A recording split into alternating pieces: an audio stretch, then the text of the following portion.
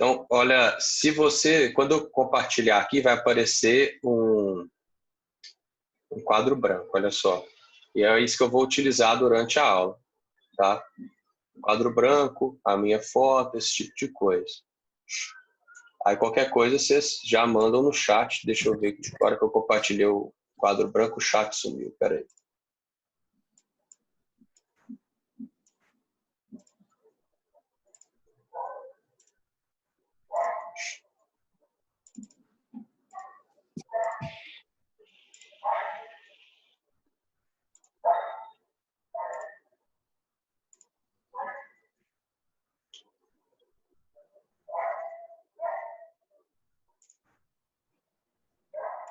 Vou ver aqui.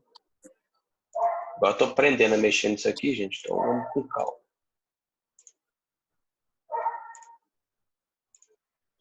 Isso, agora eu consegui tirar o chat.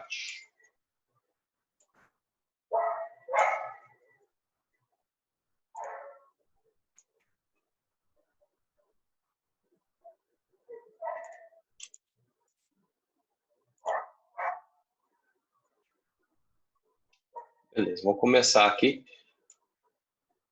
Separei alguns temas para a gente, né, do MRU, tentar chegar até o final durante essa aula. Aí eu vou gravando essa aula, depois eu disponibilizo para quem não conseguir acessar, quem não tiver conseguido entrar, né, nessa aula. Eu não vou editar nem nada, então vai ficar uma coisa bem crua, mas não tem problema, ok? Vamos começar então. Essa parte da física, que a gente chama de MRU, é o primeiro contato do aluno com a física mais matematizada, né, no primeiro ano. Então, o aluno, às vezes, ele tem um bloqueio na física, e pior é que ele pega o MRU, que é o movimento retilíneo uniforme, ele assusta. Mas não é nada difícil, não. Vamos começar pela sigla, né? Movimento retilíneo uniforme. Primeiro, essa palavrinha aqui, movimento.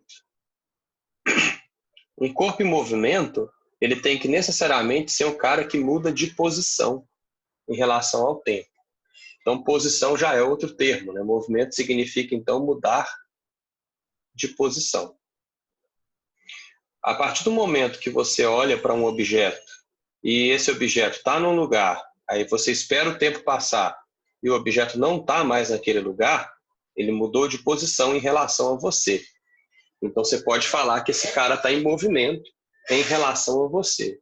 Um problema que a gente tem na física é que esse conceito de movimento ele é relativo, ele depende do ponto de vista, né? Então, a gente tem que complementar, é mudar de posição em relação a um referencial, a um ponto de vista, a um objeto, a uma pessoa, a um observador, a alguém que vai colocar, a posição daquele cara é X. Se a posição mudar, é porque o objeto está em movimento. O contrário de movimento, então, quando o objeto não muda de posição em relação ao referencial, é o que a gente chama de repouso. Galera, não precisa preocupar em anotar, não, que eu vou salvar todos os quadros, tudo que eu anotar aqui, e vou mandar para vocês depois lá no grupo, tá? É automático, salvo em JPEG, aí depois vocês conseguem ter acesso a isso. Então é só prestar atenção mesmo. Não precisa anotar não, Kelsinho, é só esperar. Então, repouso e movimento são coisas antônimas, são contrárias uma à outra, mas dá para eu estar em movimento e em repouso ao mesmo tempo. O exemplo mais clássico que a gente tem é aquele exemplo do carro, né? Duas pessoas dentro de um carro em movimento, o carro está andando, por exemplo, aí tem uma pessoa dirigindo e uma pessoa como passageiro. Em relação à estrada, né, esse carro está em movimento, mas as duas pessoas, uma em relação à outra, estão em repouso. Então, imagina-se que a pessoa A e a pessoa B. A e B, elas estão em movimento em relação à estrada. Para a estrada. Mas elas estão paradas uma em relação à outra. E repouso.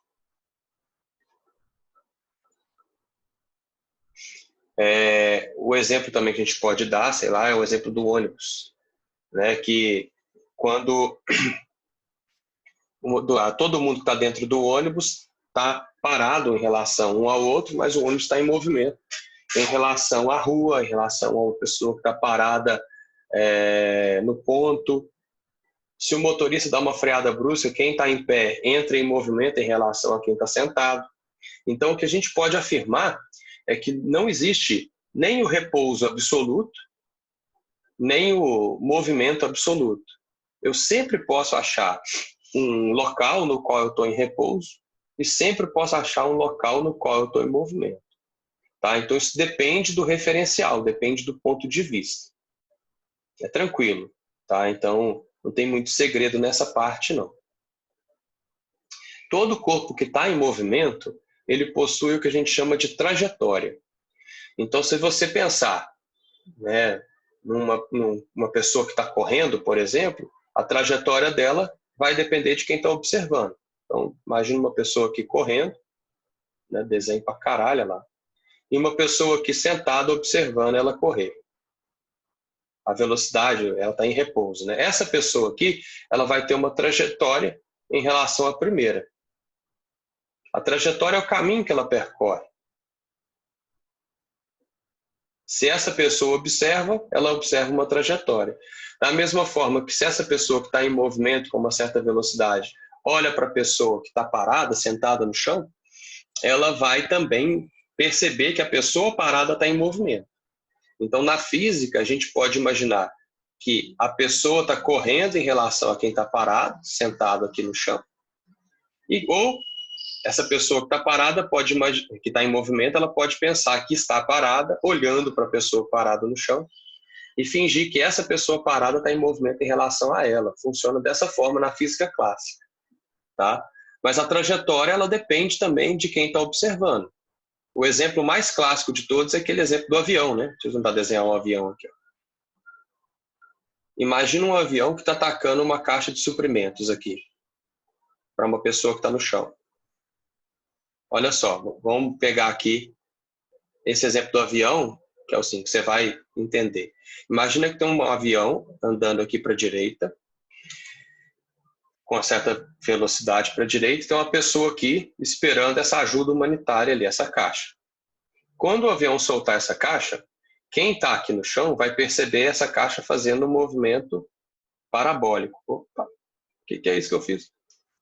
Ah, peraí, deixa eu te apagar isso aqui.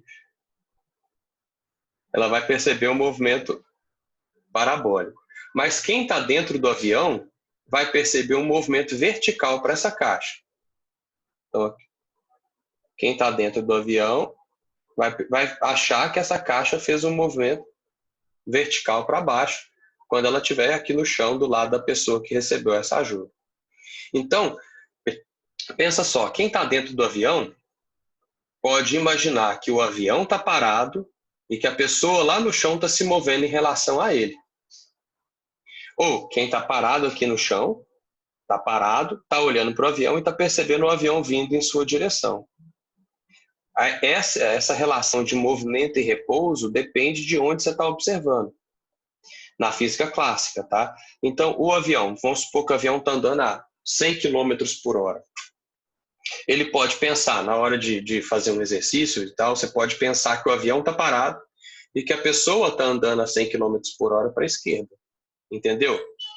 Esse exemplo que eu dei aqui de cima, a pessoa que está correndo, ela poderia pensar que a pessoa sentada no chão está se movendo em direção a ela e que ela estava parada. É lógico que a gente sabe o que está acontecendo na realidade, mas na hora de fazer exercício não faz diferença. Se uma pessoa está andando aqui, ó, ela está andando para a direita e tem uma pedra na mão. Se ela taca essa pedra para cima, a gente sabe que essa pedra ela vai retornar na mão dela. Ela sobe, desce e retorna à mão da pessoa.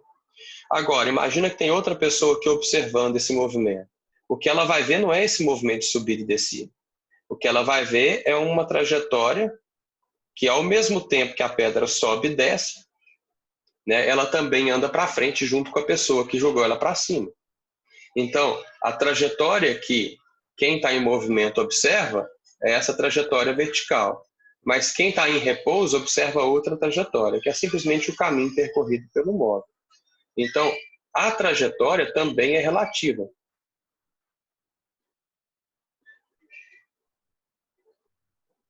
Assim como o movimento e o repouso são relativos, a trajetória também é relativa. Certo? Alguém tem alguma dúvida em relação a isso? Pode escrever no chat.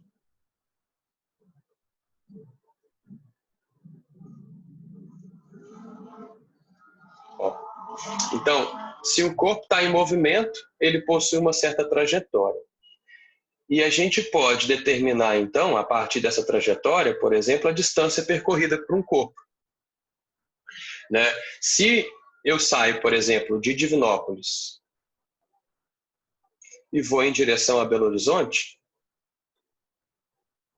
eu tenho uma certa trajetória que não é em linha reta. Que eu faço curvas, eu mudo de estrada e tal, até chegar em Belo Horizonte. A gente sabe que a distância percorrida quando eu saio de Divinópolis até Belo Horizonte, é de 120 quilômetros. Porém, a gente não tem um deslocamento igual a 120 quilômetros nesse caso. Porque o deslocamento é a linha reta que liga, né, o ponto inicial ao ponto final. Vai ser difícil fazer linha reta aqui com essa pranchetinha. Mas olha só, isso aqui é o que a gente chama de deslocamento, que pode até ser igual à distância percorrida. Então imagina, você está na sua casa, você está aqui na sua casa, finge que esse ponto aqui é a sua casa. Você precisa ir até o supermercado, então você vai até o ABC. Você pode ir até em linha reta, mas se você for até o ABC e voltar até a sua casa, então vamos supor que você vai até o ABC, faz as compras que você precisa, depois você volta até a sua casa. Você percorreu uma distância, né, da sua casa até o ABC 2 vezes. Vamos supor que são 2 quilômetros até a sua casa, da sua casa até o ABC. Então você foi 2 quilômetros, voltou 2 quilômetros. A distância percorrida, que a gente chama de D, seria de 4 quilômetros. Porém, como você começou e terminou no mesmo lugar, o seu deslocamento, que é o nosso ΔS, é 0. Enquanto a distância leva em consideração tudo que você andou, 2 quilômetros para ir e 2 quilômetros para voltar, o seu deslocamento sempre vai contar como se fosse a distância entre o ponto inicial e o ponto final, independentemente da trajetória. Igual aqui, ó, mesmo que a minha trajetória seja cheia de curvas ao ir de Divinópolis até Belo Horizonte, né, o meu deslocamento não interessa com essa trajetória. Ele vai ser uma linha reta, é um vetor, né, uma seta que liga o ponto inicial ao ponto final. Então, ele vai ser sempre linha reta. Existem casos que o deslocamento e a distância são iguais? Sim, claro. Imagina que você foi só da sua casa até o ABC. Só foi. Se o movimento é retilíneo em uma direção só, né, a distância e o deslocamento são iguais. Então, aqui a gente está na segunda letrinha do MRU. A gente viu o primeiro movimento, né? Agora a gente está vendo essa trajetória retilínea. Por que chama movimento retilíneo uniforme? Porque a gente vai estar trabalhando com movimentos, corpos mudando de posição, em linha reta. Depois a gente vai ver o uniforme. Preocupa não. Então, a gente simplifica para o aluno. A gente fala que é o MRU porque o corpo vai estar andando sempre numa direção só, em linha reta, para que a distância e o deslocamento quase sempre sejam iguais. Ok?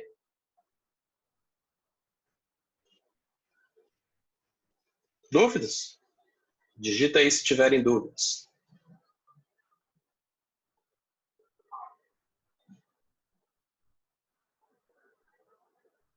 Então, beleza.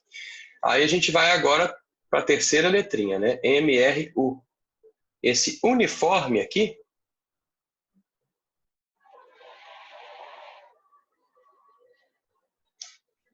Gabriel, depois eu te aceito como contato, tá? Agora apareceu aqui para mim. Quem quiser me adicionar como contato também, pode mandar aí que eu aceito vocês depois. Esse uniforme aqui, ele significa que a velocidade é constante. E esse termo aqui, ele é complicado, né? Porque velocidade significa uma mudança de posição no tempo. No português, a gente tem duas maneiras de falar essa velocidade, dois termos, né, que significam coisas diferentes. Essa velocidade, ela pode ser uma grandeza vetorial, que a gente, depois, se vocês quiserem, eu coloquei lá o tema para a gente ver o que é grandeza vetorial, como trabalhar com elas e tal, ou ela pode ser um termo escalar. Para quem não lembra, né, vetorial tem módulo, direção e sentido. Escalar tem só módulo, é só um número. Então, como é que a gente faz? Quando eu trabalho com a velocidade vetorial, eu vou trabalhar com deslocamento. Quando eu trabalho com a velocidade escalar, eu vou trabalhar com a distância percorrida pelo móvel. Então, imagina naquele exemplo lá do ABC. Vamos voltar lá na página do ABC. Se eu sair da minha casa, vou até o ABC e volto, a minha velocidade vetorial é zero, porque o meu deslocamento é zero, independentemente do tempo que eu gastei com isso. A gente vê velocidade média, né? Porque a gente está considerando o início e o fim só. Enquanto a minha velocidade escalar média, ela depende da distância, ela não vai ser zero. Então, quando a gente fala em velocidade no termo vetorial, usando o deslocamento, a gente tem o que a gente chama de velocidade média. E o cálculo dela é muito simples. Você pega o seu deslocamento e divide pelo tempo. Se a gente está trabalhando com a velocidade de maneira escalar, a gente fala em velocidade escalar média. A gente coloca esse termo no meio para diferenciar. E aí a gente faz o cálculo usando a distância.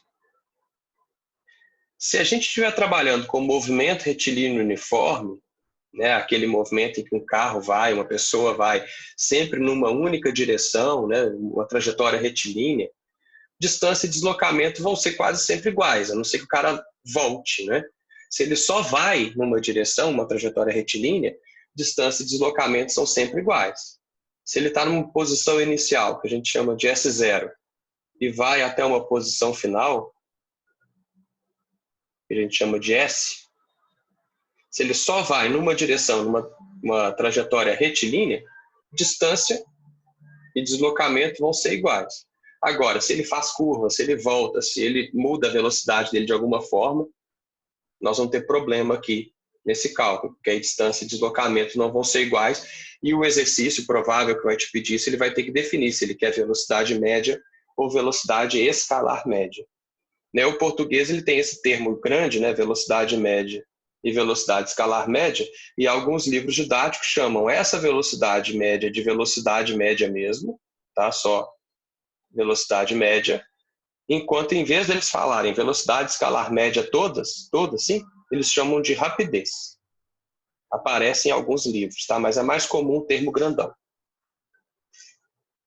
Então, MRU, é igual eu falei aqui, Kelsin, no MRU, como eu estou no movimento retilíneo uniforme, né, tanto faz, se ele está indo numa direção só, tanto faz eu falar distância ou deslocamento. Agora, se eu vou partir, é legal você fixar esse conceito agora, porque depois a gente vai trabalhar com MRUV, onde existe a possibilidade do corpo ir e voltar, por exemplo. E quando ele vai e volta, distância e deslocamento não são iguais. Entendeu? Por isso que é interessante a gente fazer essa distinção. E tem exercícios também que podem complicar a vida de vocês. Eu lembro de um vestibular uma vez que eu estava corrigindo a prova, isso tem alguns anos, quando ainda não tinha ENEM, que era assim, falava que um rondante ele trabalhava num quarteirão. Né? Então era assim, vamos supor que o quarteirão quadrado, e aí esse rondante saía de um ponto, ele saía de um local e ele ficava dando voltas nesse quarteirão o tempo todo. Ele trabalhava, vamos supor, de 18 horas até as 6 horas da manhã, acho que era isso mesmo que falava. Falava que esse quarteirão ele era quadrado, de 50 metros de lado, e falava que esse cara dava 6 voltas no quarteirão, devagarinho, ao longo de um turno, ou seja, por dia de trabalho. No final das contas, o exercício pergunta qual é a velocidade média desse rondante. E é uma sacanagem, né? É uma pegadinha que vocês gostam de chamar, né? Porque se ele dá voltas nesse quarteirão, se ele sempre começa e termina no mesmo ponto, e foi pedido para a gente a velocidade média desse cara vai ser zero. Por quê? Porque o deslocamento desse cara é zero. Então ele vai dando voltas e voltas e voltas, e o deslocamento dele é sempre zero, ao final de uma volta dele. Certo? Então dá para você fazer pedidos mesmo dentro do MRU, dá para você criar questões, né, que envolvem essa terminologia de velocidade média e de velocidade escalar média. Entendeu, Kelsin?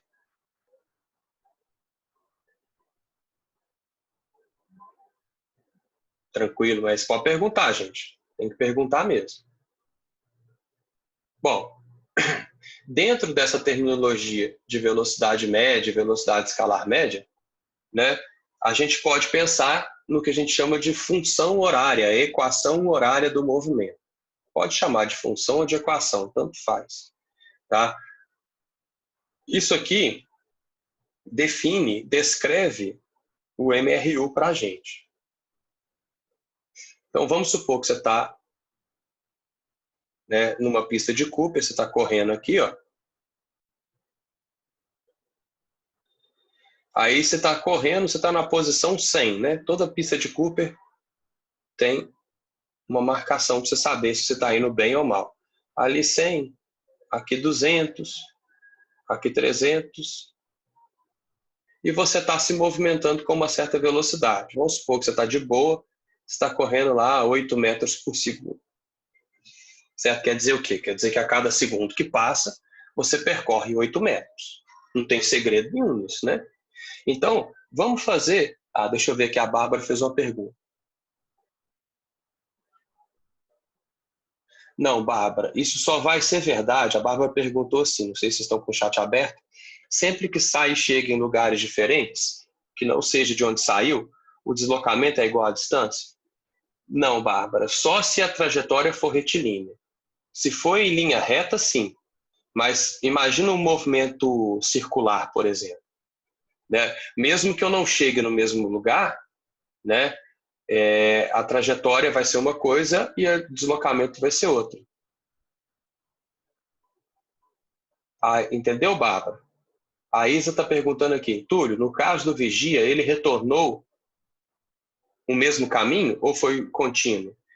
Então, assim, galera, vocês estão vendo que vocês podem escrever aqui também, né? Então, cuidado aí, que eu não consegui tirar isso, não pesquisei aqui, não. Então, ô Isa, o exercício falava que o cara sempre começava e terminava da guarita dele.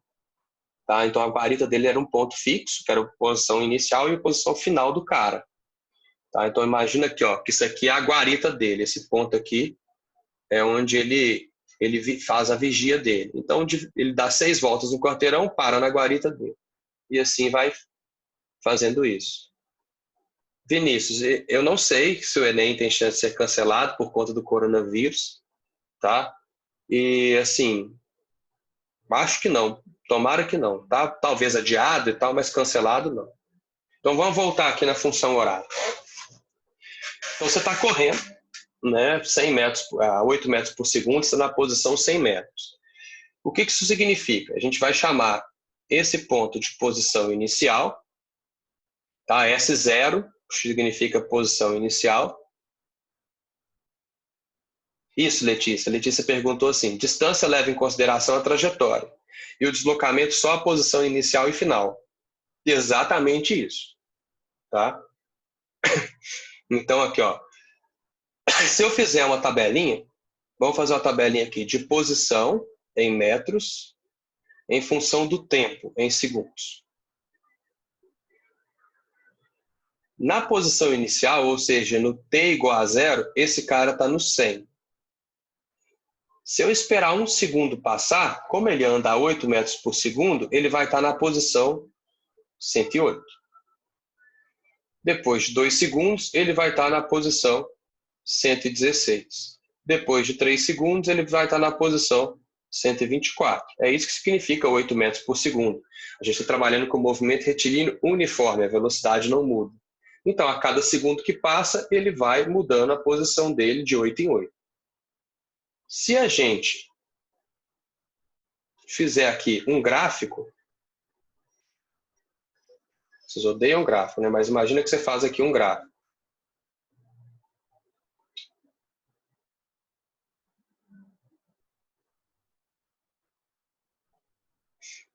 E a gente faz esse gráfico de posição em função do tempo. Ó.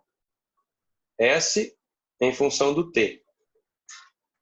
Na posição, no tempo zero, ele estava aqui, ó, na posição 100. Tempo zero. No tempo 1, ele já foi para a posição 108. Então vamos ligar esses dois pontinhos. No tempo 2, mais ou menos aqui, ele já estava na posição 116. Vai ficar torto, tá, gente? Mas eu ainda estou pegando a manha dessa pranchetinha. Na posição, no tempo 3, ele vai estar na posição 124. Se você liga esses pontinhos, você vê que isso dá uma linha reta, olha só. Quando um gráfico gera uma linha reta, a gente tem a certeza que isso aqui se trata de uma função de primeiro grau. Então, toda vez que você estiver trabalhando com MRU, o gráfico de posição em função do tempo vai gerar uma linha reta, função de primeiro grau. E é por isso que a gente fala, né, que a galera fala assim, ah, então é a fórmula do sorvete. É, a fórmula do sorvete mesmo. É por isso que essa função horária, ela é dada por posição final é igual a posição inicial mais a velocidade vezes o tempo, porque é uma função de primeiro grau. Esse ponto aqui, que é onde o gráfico corta o eixo Y, esse pontinho aqui, ó, ele sempre vai ser a nossa posição inicial. Aqui é sempre o S0. Tá? E se o corpo está aumentando as posições, igual a gente está vendo aqui, ó, 100, 108, 116, 124, né, a gente vai ter uma reta crescente. Deixa eu ver que o Lucas fez uma pergunta. Ah, o Kelsim. Explica essa forma de novo, por favor. Tá, eu vou dar exemplos dela, Kelsim. Só estou introduzindo ela agora. O Lucas perguntou assim, já que o S0 é uma grandeza... Não, S0 não é uma grandeza vetorial aqui para a gente, né? Tá, tá, a posição inicial nesse movimento retilíneo uniforme ela é um ponto. A gente não vai trabalhar com o vetor posição aqui não, tá, Lucas? Não precisa especificar tanto, não. Então, se te perguntar assim, qual é a posição inicial daquele cara, do móvel, do carro e tal, você vai dizer que é o ponto onde ele começa, onde você começa a observar o movimento. Tá? Então, que é assim, olha só, essa equação, que é a equação horária, né, da posição e tal, ela é gerada por esse gráfico aqui. A gente vai dar exemplos. Por exemplo, para esse carinha aqui, qual que é a equação, a função horária desse cara? Aí você começa aqui, ó. A posição dele é igual. Qual que é a posição inicial dele? 100. Então você escreve 100. Qual que é a velocidade dele? 8. E o tempo t. Então essa função, essa equação, pertence a esse cara. Ela descreve o movimento desse cara. Presta atenção aqui nessa tabela que a gente fez sem conhecer a equação. No tempo zero, substitui zero aqui, ó.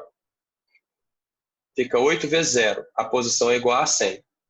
No tempo 1, substitui o 1 aqui. Fica 100 mais 8 vezes 1. 108. No tempo 2, fica 100 mais 8 vezes 2.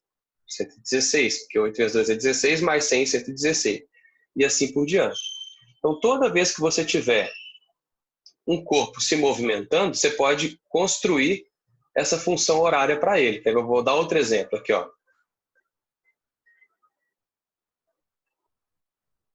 Imagina que aqui você está num carro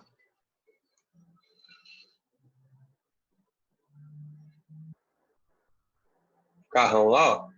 Aí você está na estrada e você avista aquelas plaquinhas. Ah, você está no quilômetro 104 da estrada.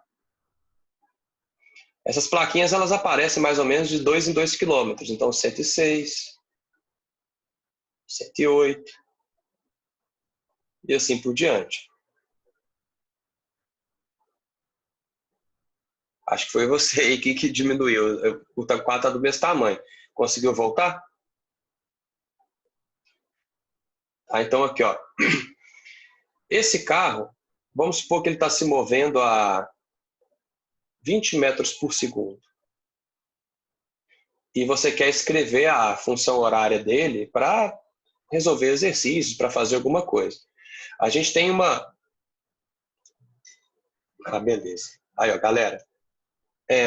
Rutrama falou com vocês que se... Bom, aqui eu dei a velocidade em... Espera aí que a minha pranchetinha parou de funcionar aqui do nada. Voltou. Eu tenho a posição em quilômetros e eu tenho a velocidade em metros por segundo. A maioria dos erros na física acontece por essas diferenças de unidade. Eu não posso pegar, chegar, colocar nessa fórmula aqui que a gente acabou de ver, né? S igual a S0 mais VT, e colocar a posição em quilômetros e a velocidade em metros por segundo. Eu teria que transformar ou a posição em metros, que daria um número muito grande, não compensa, ou a velocidade para quilômetros por hora. E aí a gente tem uma regrinha, né? Quando eu tenho a velocidade em metros por segundo e quero passar para quilômetros por hora, eu multiplico por 3,6. De quilômetro por hora para metro por segundo, eu divido por 3,6. Ok? Então, por exemplo, esses 20 metros por segundo, se eu multiplicar isso por 3,6, eu vou achar 72 quilômetros por hora. Esse é o mais comum, tá, gente? 20 metros por segundo é 72 quilômetros por hora. É o mais comum de todos. E é legal que a partir dele, você pode brincar de converter outros valores. Gabriel perguntou, de onde surgiu 3,6? Alguém sabe? Ah, esqueci que não tem microfone, né? Mas eu mostro para vocês aqui rapidinho. Olha só. Vou fazer aqui embaixo, ó. 1 quilômetro dividido por 1 hora. E eu quero passar isso para metros por segundo. 1 quilômetro são 1.000 metros. 1 hora são 3.600 segundos. Que são 60 minutos, cada minuto com 60 segundos. Você corta 1, 2, 3 zeros e coloca a vírgula aqui. Então você vai chegar nessa relação, ó. 1 quilômetro por hora é igual a 1 sobre 3,6 metros por segundo. Tá aí a sua resposta, tá vendo? É daí que surgiu 3,6.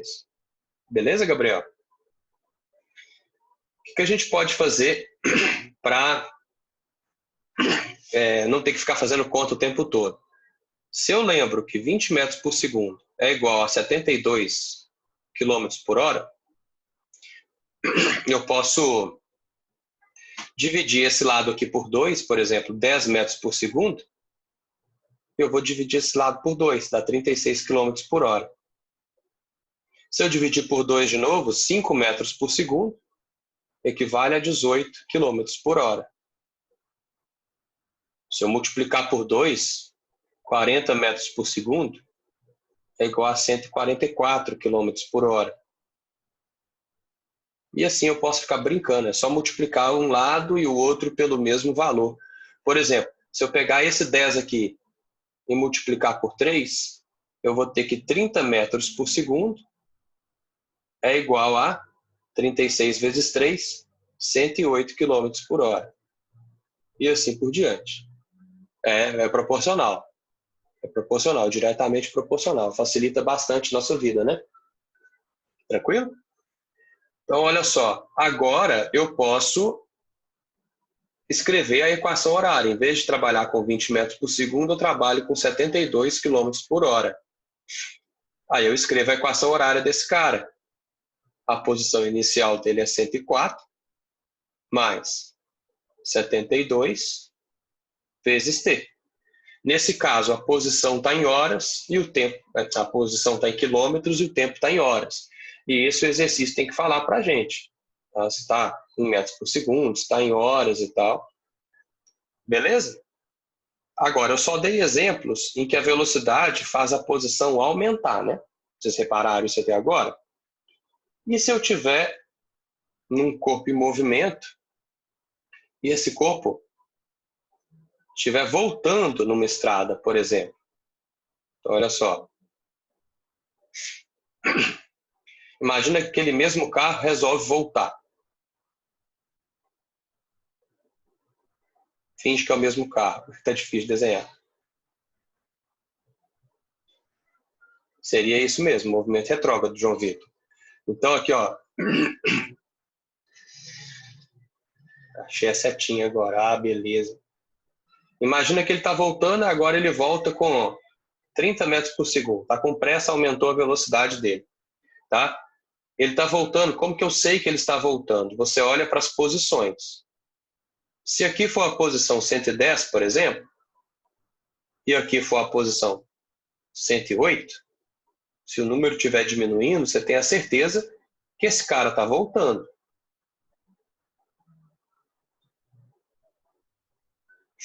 A Marcela perguntou assim, tem alguma medida padrão, metros por segundo ou quilômetros por hora, que o exercício pode pedir? Marcela, o Sistema Internacional de Medidas, ele fala que a gente deve usar a velocidade em metros por segundo. Tá? Mas nada impede de um exercício pedir em quilômetro por hora, não. Tá bom? Esse é o padrão que a gente usa no mundo todo. Mas como o exercício de vestibular ele prefere complicar do que facilitar, então pode ser metros por segundo, quilômetros por hora, o que for. Ok? Então, olha só. Aqui, o João Vitor perguntou assim, na hora de fazer as contas do movimento retrógrado, eu faço as contas em módulo e adiciono o sinal no final, ou já faço tudo de uma vez? Então, vamos ver aqui, João Vitor, eu vou te responder explicando aqui, você vai ver. Olha só, se eu percebo que esse cara está voltando nas posições, 100, 108, 106, eu sou obrigado a colocar um sinalzinho de menos aqui na velocidade dele. Então, esses 30 metros por segundo, eles são negativos. Esse sinal de negativo significa que esse cara, ele não está num movimento igual esse aqui. Esse movimento é um movimento progressivo. É um movimento que vai progredindo nos espaços. Esse cara aqui já está num movimento que a gente chama de retrógrado. Talvez um aluno me perguntou por que não chama de regressivo. Não sei. Tá? Seria muito mais fácil chamar de regressivo, já que o outro é progressivo. Né? Mas é retrógrado. Ou seja, ele está voltando nas posições. Kelsim perguntou, como que define se ele está voltando ou indo? Porque depende do referencial, né? Então, a gente tem que ter as marcações das posições, numa estrada, numa pista de Cooper e tal. Alguém já tem que ter marcado essas posições para você, Kelsim. Entendeu? Então, se ele dá para você reparar aqui que ele está voltando porque as posições estão diminuindo. Então, isso não pode mudar no início. No início do problema, já vai ter te dado essas posições para você saber se ele está indo ou voltando. Tá bom? Então, olha só. Se eu fizer aqui S igual a S0 mais VT, que é a equação do MRU, a posição inicial dele é o 110, então ficaria 110 menos a velocidade, que é 30 metros por segundo. Então, ó, bugou, deu pau. Eu não posso colocar metro por segundo e quilômetro na mesma equação. É só voltar aqui que a gente já fez essa conta, né? 30 metros por segundo é igual a 108 quilômetros por hora. Então, aqui eu vou ter que transformar, eu vou chamar de menos 108 quilômetros por hora.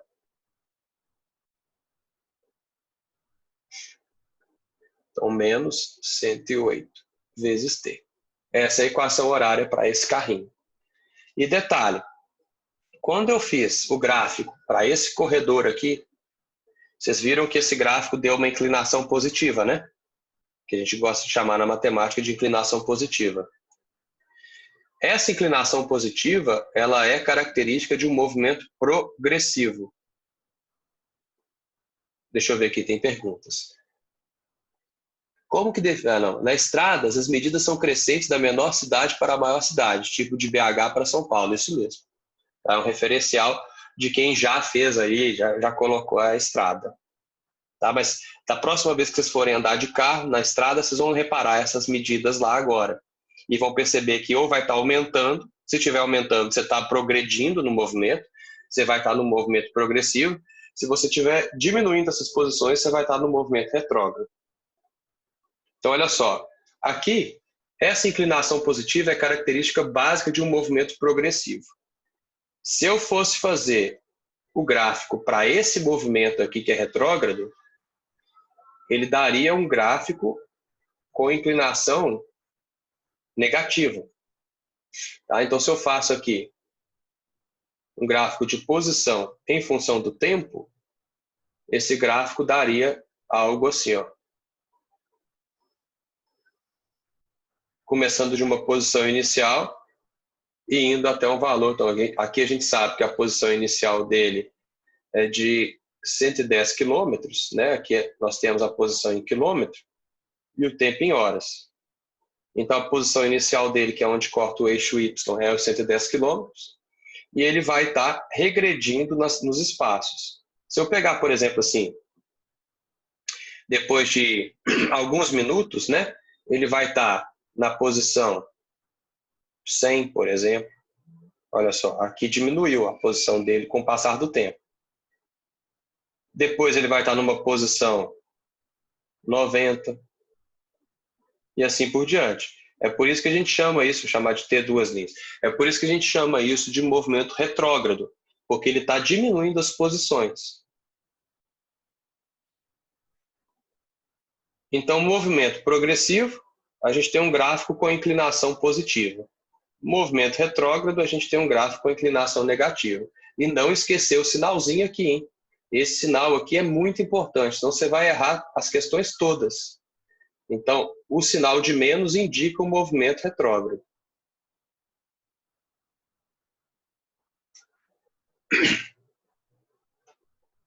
Kelsin, eu não queria entrar nessa seara, não. Kelsin me mandou um privado aqui, perguntando se a inclinação da reta é o A da função. É sim. Tá? Para quem gosta de matemática, vamos colocar uma comparação aqui rapidinho. Ó. S igual a S0 mais VT. Uma função de primeiro grau, ela é sempre da seguinte forma: y igual a b mais ax. Tá vendo? Então, o a da sua função é a velocidade. O b da sua função é a posição inicial. E o y da sua função é a posição final. Beleza? João Vitor perguntou assim: para calcular a velocidade baseada no gráfico, eu ia utilizar a tangente ou a hipotenusa do ângulo? Não precisa mexer com trigonometria, não, João Vitor. Para calcular a velocidade através do gráfico, basta você fazer, já que a gente falou aqui de função de primeiro grau, né? A velocidade, ela é a variação do y em função da variação do x. Ou seja, quem está no y é a variação de ΔS e quem está no x é em função do ΔT. Você pega quaisquer pares ordenados aqui e faz essa conta de ΔY por ΔX. Entendeu? Não precisa mandar privado não, galera. Pode mandar aí no chat mesmo. Não tem nenhuma pergunta idiota, não. A única pergunta idiota é aquela que você guarda para si mesmo, que aí você vai ficar com dúvida e não vai entender nada. Certo? Vocês têm alguma dúvida com relação a isso? Gráfico, geralmente, a galera tem dúvida. Não? Bom, vamos criar aqui como calcula a velocidade com o gráfico. Então, vou criar um exemplo aqui para vocês verem. Ó. Um exemplo clássico. Quer ver?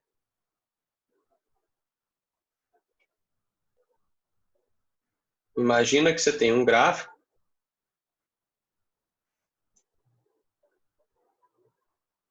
assim, e esse gráfico é de posição por tempo.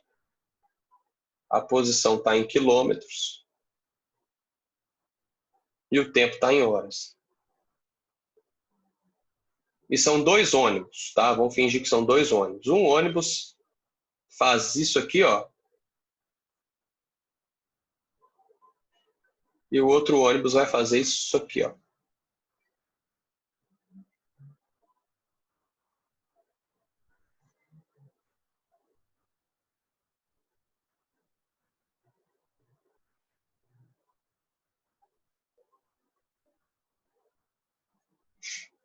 Então, olha só. Esse ônibus aqui eu vou chamar de ônibus A. E esse ônibus ali eu vou chamar de ônibus B.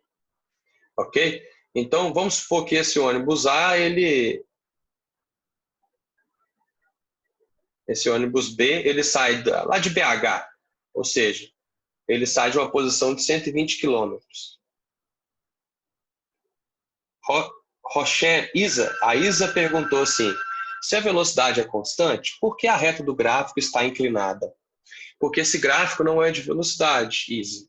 Esse gráfico é de posição. Tá? Então, a posição está variando com o tempo, de forma constante, ou seja, a velocidade é constante. Vou te mostrar aqui. Imagina o seguinte. Imagina que esse cara sai lá de BH, que está na posição 120, tá? E chega em Divinópolis depois de 3 horas. Só que o ônibus A...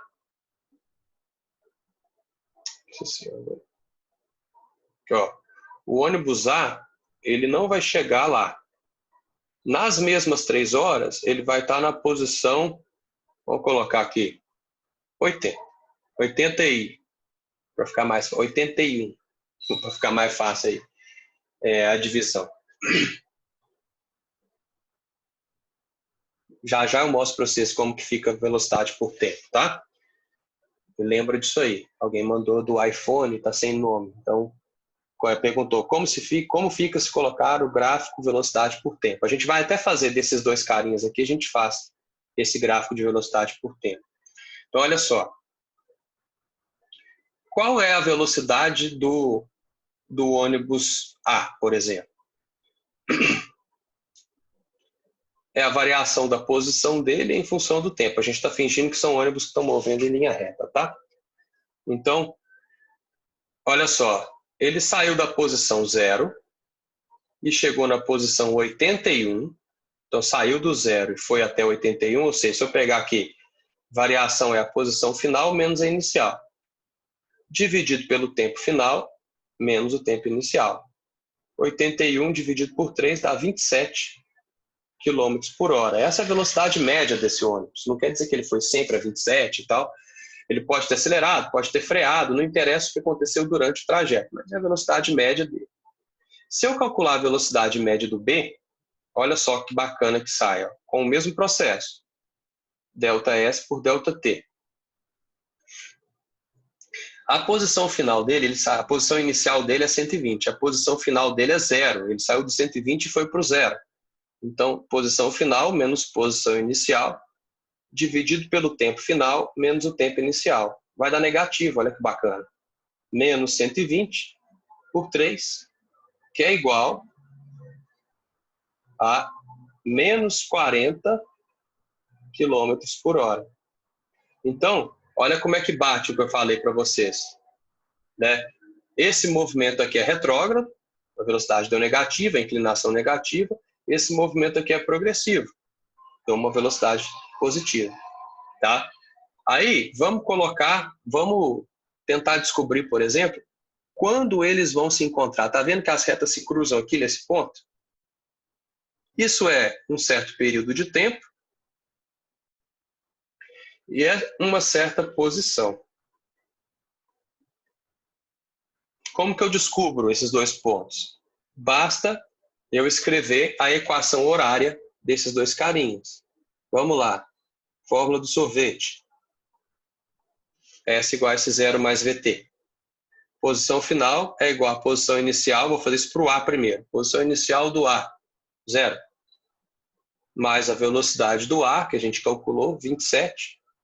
vezes T. Posição do B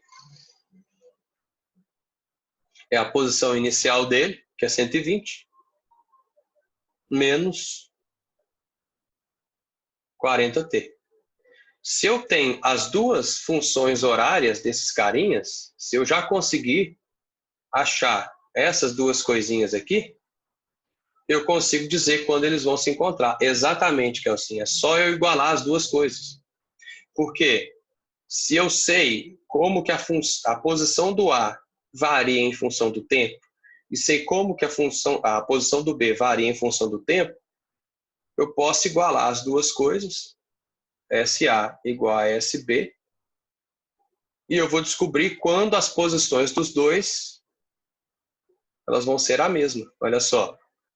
Aqui, 0 mais 27T. Então, fica 27T, né, porque o zero some, igual a 120 menos 40T. Passando o menos 40 para o lado de lá, vai ficar 27T mais 40T, que ele passa positivo, igual a 120. 67T igual a 120. Então, o T vai ser 120 sobre 67. Já que eu estou no Windows, eu vou usar a calculadora. Que não pode usar no Enem, né? Mas aqui é só para ganhar tempo. 120 dividido por 67 dá aproximadamente 1,8 horas. Então, no tempo igual a 1,8 horas, eles vão se encontrar. Isso mesmo, João Vitor. Se o exercício estivesse perguntando a velocidade de aproximação dos dois, seria de 67 km por hora. Já já a gente fala disso também. Bom que vai aparecendo dúvidas, né? E a gente vai acrescentando coisas. Larissa perguntou, se ele tivesse me dado o S, poderia fazer regra de 3 para achar o T? Nesse caso, sim, Larissa. Nesse caso, sim, porque a função é de primeiro grau, então dá para você fazer a regra de 3, né? A velocidade é constante e tal, não tem problema nenhum. Agora, tem que tomar cuidado, porque a regra de 3 não serve sempre, né? No MRUV ela vai te enganar, beleza? Se eu quisesse descobrir qual é a posição onde os dois se encontram, bastaria eu substituir em qualquer uma das duas fórmulas. Olha só, SA igual a 27 vezes 1,8. Então, eles vão se encontrar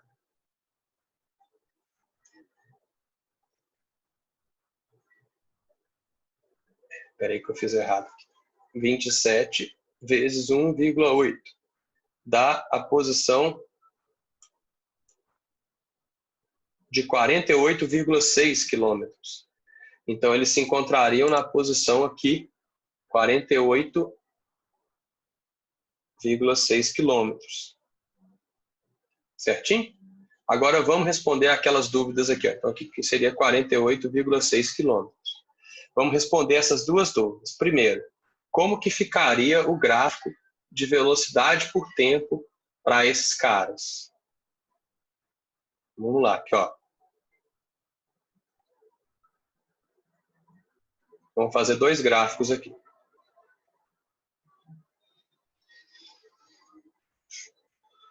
Então, agora, vamos falar do VA, que é em quilômetro por hora, em função do tempo, que é em horas. E aqui, o VB. Só mudar aqui que o VB a gente tem que, já que é uma velocidade negativa, vai dar algo abaixo do eixo X, né? Então, vou mudar aqui.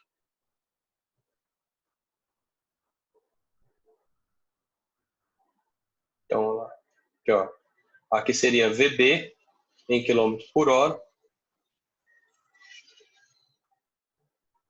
E o tempo em horas.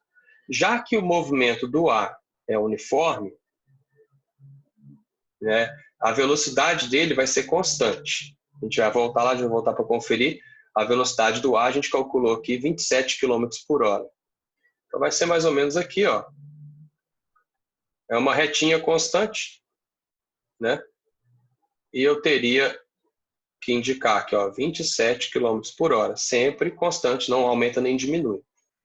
E o B, ele tem uma velocidade um pouquinho maior, então eu vou colocar mais distante um pouquinho do eixo X, né? E ela é de menos 40 km por hora.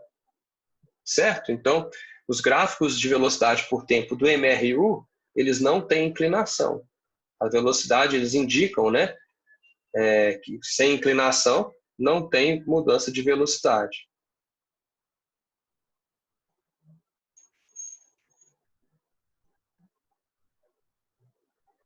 A velocidade é constante.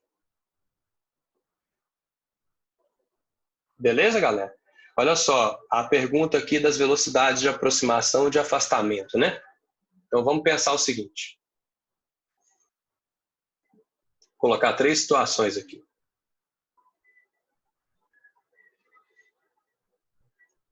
Imagina que você tem corpos se movendo aqui, ó.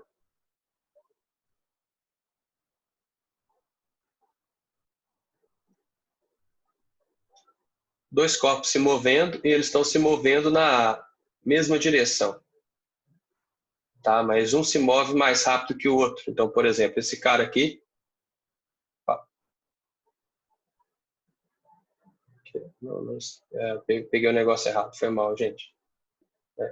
Achei. Esse cara aqui se move mais rápido que esse. Tá? Independentemente de como tiver, se é o da frente ou de trás e tal, você vai fazer da mesma forma. Vamos supor que esse aqui está andando a 80 km por hora e esse aqui está a 40 km por hora. Quando tiverem no mesmo sentido, a velocidade entre os dois, que a gente chama de velocidade relativa, é a maior velocidade menos a menor velocidade.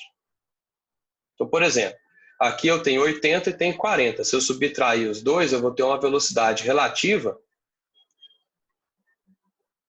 de 40 km por hora. Significa que a cada hora que passa, esses dois corpos eles vão se aproximar em 40 km por hora, porque o corpo de trás está mais rápido que o corpo da frente. Se fosse o contrário, eles estariam se afastando. Aí você não precisa de regra, você usa a lógica, né? Se o de trás está mais rápido, ele vai chegar no da frente. Mas se o da frente estivesse mais rápido, ele nunca ia ser alcançado pelo de trás. Certo?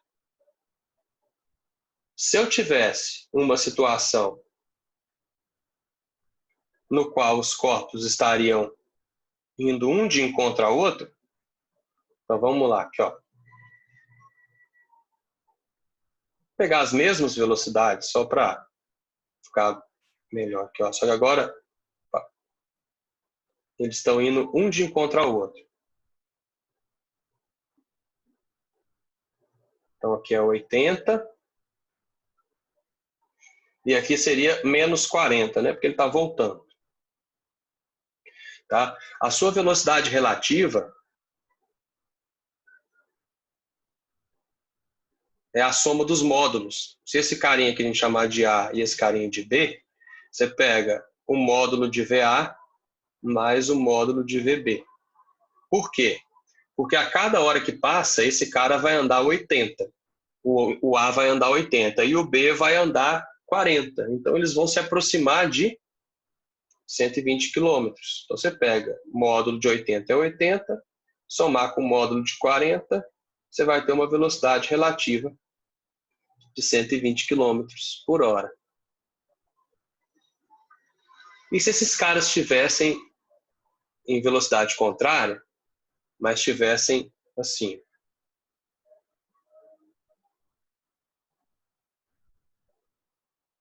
Então, vamos supor que eles estão se afastando dessa forma aqui.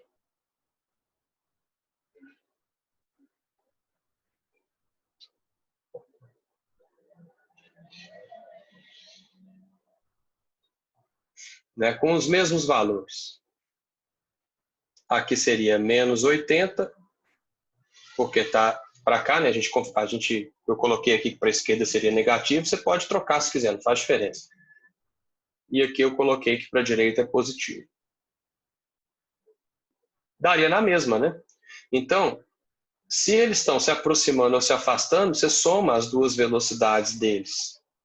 Então, eles se afastam a 120 km por hora ou se aproximam a 120 km por hora. Certo? Entenderam aí o conceito de velocidade relativa? Vocês têm mais alguma dúvida?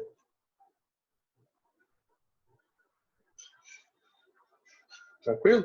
Então, pega esse exercício aí, quer ver? Eu vou mostrar para vocês, vou salvar aqui as telas e mando para vocês no grupo. Só se deu certinho aqui, salvou tudo. Eu vou...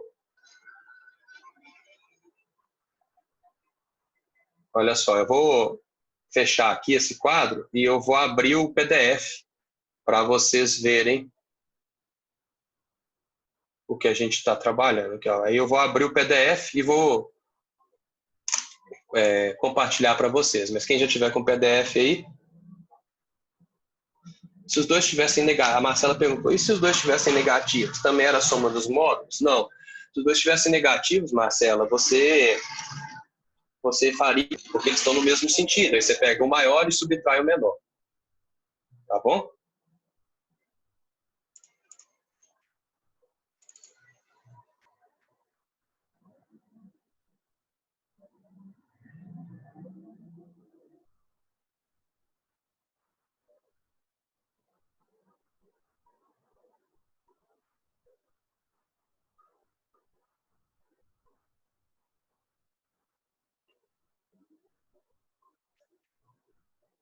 Vou pegar aqui, galera, só abrindo o PDF e já mostro para vocês aqui um exemplozinho bacana.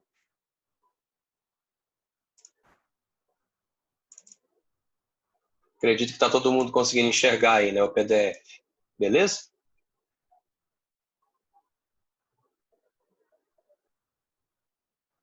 Vamos lá. Vamos pegar esses 5 aqui de exemplo, só para mostrar também uma coisa que ainda não expliquei, mas que aparece em bastante exercício.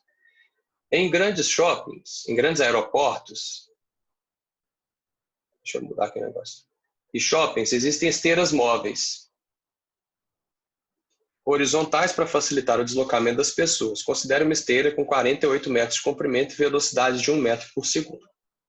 Uma pessoa ingressa na esteira e segue caminhando sobre ela com velocidade constante no mesmo sentido do movimento da esteira. A pessoa atinge a outra extremidade 30 segundos após ter ingressado na esteira. Com que velocidade em metros por segundo a pessoa caminha sobre a esteira? Isso é bacana esse exercício, por quê? Então, deixa eu desenhar aqui a situação. Né? A física, galera, é a ciência do desenho. Vocês têm que desenhar o que está acontecendo, porque senão vocês não vão conseguir resolver.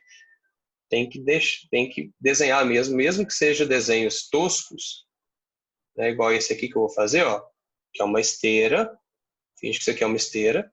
A esteira se move com velocidade de 1 metro por segundo. E tem uma pessoa caminhando em cima dela com uma certa velocidade, que a gente não sabe qual é. Essa esteira tem 48 metros de comprimento, do início até o fim dela.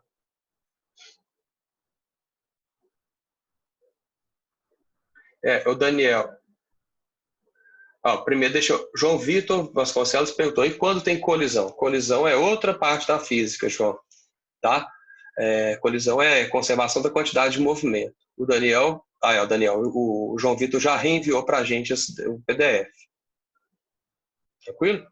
Então, olha só, essa esteira tem 48 metros de comprimento e essa pessoa ela percorre a esteira com 30 metros, em 30 segundos. Então, olha que bacana. A gente sabe que essa pessoa percorreu 48 metros, que é a distância percorrida por ela, em 30 segundos. Ou seja, ela se moveu ao todo com uma velocidade de 1,6 metros por segundo, que é essa divisão de 48 por 30. Certo? Eu vou reenviar, eu mando para vocês no grupo PDF, tá, Ana Flávia? Não preocupa não. E quando eu salvar aqui essa tela, ele vai salvar o PDF com as mesmas anotações por cima, tá bom? Então, olha só, para que a pessoa saísse do início da esteira até o final da esteira, em 30 segundos, ela teria que se mover a 1,6 metros por segundo. Só que a esteira só se move a 1 metro por segundo. Então, obviamente, a pessoa tem que se mover a 0,6 metros por segundo para complementar a velocidade da esteira.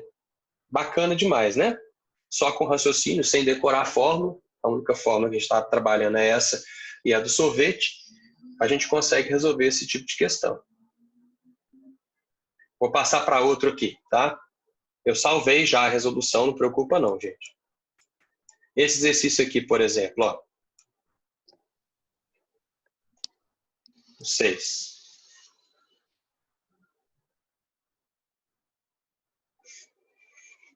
Universidade do Paraná, né? O UPF, não sei de onde é, mas deve ser do Paraná. Considerando as informações apresentadas, assinale a alternativa que indica o pássaro mais veloz. Beija-flores voam aproximadamente 88 km por hora. Gaivotas voam aproximadamente 50 metros por segundo. Fazões voam aproximadamente a 1,6 km por minuto. Pardais voam aproximadamente 583 metros por minuto. Perdizes voam a aproximadamente 100 centímetros por segundo.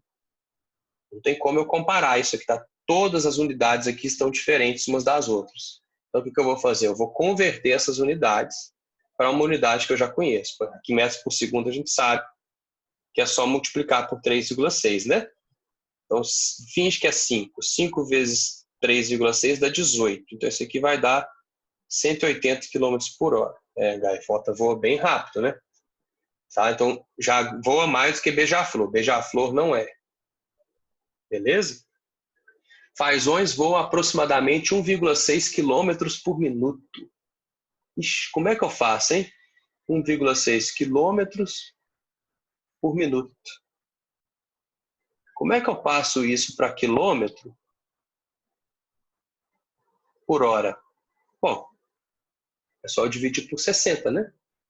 Porque uma hora são 60 minutos. Então, se eu dividir isso aqui por 60, vai dar um número muito pequeno que não me interessa. Eu sei que é menor que 180 km por hora. Então, não...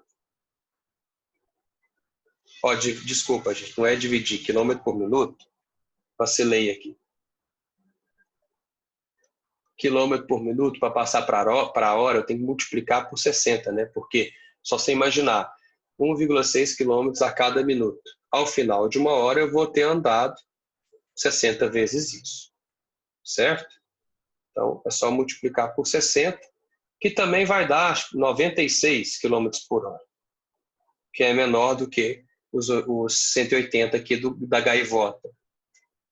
Pardais voam a aproximadamente 583 metros por minuto. Vamos lá. 583 metros, se eu dividir por 1.000, eu chego em 0,6 quilômetros, mais ou menos, a cada 1 minuto. Para eu chegar a isso em horas, eu vou pegar e multiplicar por 60, igual eu fiz lá em cima, porque uma hora são 60 minutos. Também não vai dar mais do que 180, vai dar 30 e poucos, 40. Tá? Então, pardal também não é. E perdizes, 100 centímetros por segundo, que é a mesma coisa que 1 metro por segundo, que é a mesma coisa que se eu multiplicar por 3,6, né? 3,6 quilômetros por hora. Então, que é menor também do que a gaivota. Então, a gaivota aqui é o pássaro que voa mais rápido de todos. Tranquilo? Dúvidas?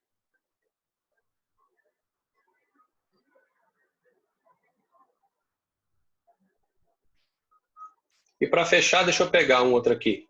Quer ver?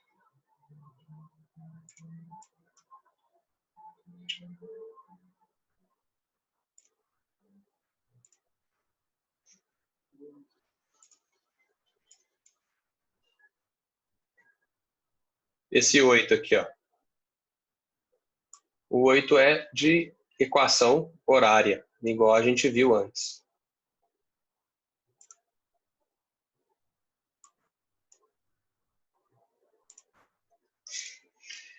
Dois veículos A e B trafegam numa rodovia plana e horizontal obedecendo as seguintes equações horárias, cujas unidades estão expressas no Sistema Internacional de Unidades. Então, igual a Marcela tinha perguntado mais cedo. Se está no SI, Esse 200 aqui são 200 metros. Isso aqui 10 é 10 metros por segundo. Aqui eu tenho metros e aqui eu tenho metros por segundo. Certo? Como que eu sei que isso aqui é um metro, isso aqui é metro por segundo? Porque é só lembrar de S igual a S0 mais VT. O termo que acompanha o T é sempre a velocidade. Então, olha só, 30 vezes T. Então, a velocidade desse cara é 30. E o termo que vem sozinho, não está multiplicando nada, é sempre a posição inicial. Então, aqui eu tenho minha posição inicial, aqui eu tenho a velocidade do B, aqui eu tenho a posição do A, né, posição inicial do A, e aqui eu tenho a velocidade do A.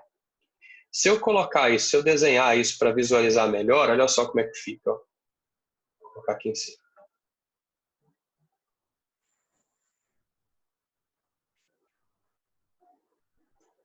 O corpo A, ele está na posição 200 e ele se move a 10 metros por segundo.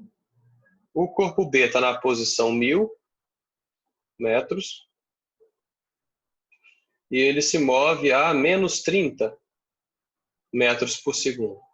Como eles estão indo um de encontro ao outro, igual a gente viu naquele quadro anterior, a velocidade de aproximação deles é a soma dos módulos.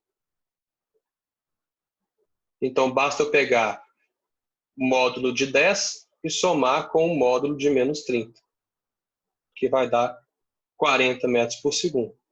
Esse exercício ele não está, né? Ele está em quilômetro por hora. Então, eu pego esse 40 metros por segundo, vou fazer aqui no cantinho, e multiplico por 3,6. 6 vezes 0 é 0, 6 vezes 6 é 24, 6 vezes 4, né? 24. 3 vezes 0 é 0, 3 vezes 4 é 12. 0, 4, 4, 1. Então, vai dar uma velocidade, esses 40 metros por segundo, vai dar uma velocidade de 144 km por hora. Tranquilo? Olhando o PDF aí, quem está com o PDF aberto, escolhe um exercício aí para eu fazer para a gente fechar essa conferência de hoje. E amanhã tem mais. Primeiro que mandar aí, a gente resolve.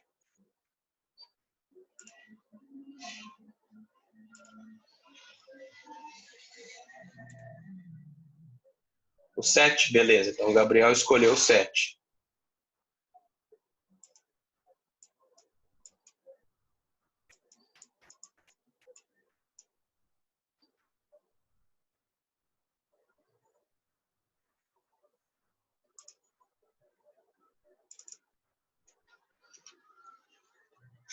Um avião identificado na figura voa horizontalmente.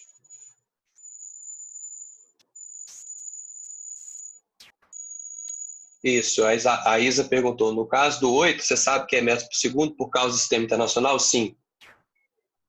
Ô Lucas, eu vou mandar o PDF no grupo do WhatsApp depois, tá? Sem problema.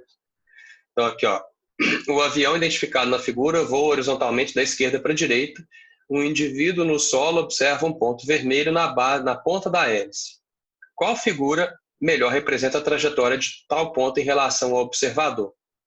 A hélice desse avião ela faz um movimento circular, né? Então, e o avião está indo para frente. Então, se esse ponto tivesse parado, a trajetória ia ser uma linha reta. Só que ao mesmo tempo que ele tem uma trajetória em linha reta para frente, ele também gira. Então, o fato dele girar e ao mesmo tempo ir para frente, isso provoca uma trajetória espiral, que é na letra B. Tá bom? Tranquilo? Quem tinha pedido era o Gabriel, né? Entendeu, Gabriel?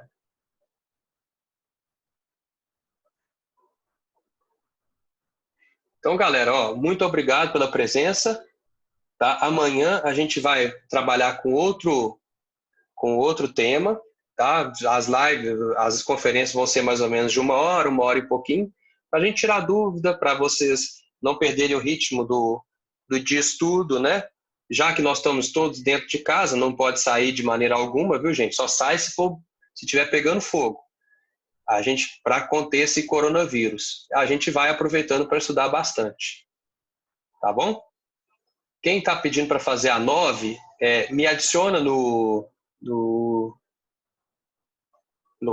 Zoom ou me lembra lá no WhatsApp, que mais tarde, às 15 horas, eu vou fazer um plantão online para os meus alunos da salinha, e aí eu convido vocês para entrarem e a gente resolve alguns exercícios também que vocês pedirem, ok? Que agora eu vou almoçar e depois eu tenho ainda que trabalhar nesse plantão online. Até mais, galera. Tchau para vocês. Muito obrigado pela presença. Eu espero ter ajudado vocês.